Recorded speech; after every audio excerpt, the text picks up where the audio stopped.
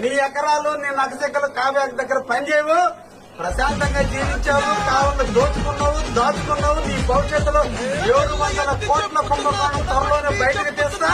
వచ్చి స్థానికుడు ముసలి పండుగ పెట్టుకోక నాతోనే పెట్టుకున్నావు.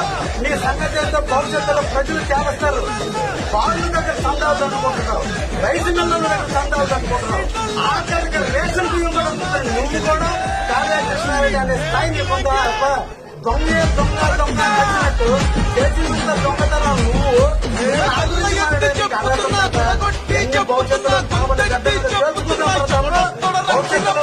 ముసలి పండుగ కావ్యకృష్ణారెడ్డి చేతులు ఓపెన్ సిద్ధంగా ప్రశాంతంగా బతుకు. ప్రత్యేకంగా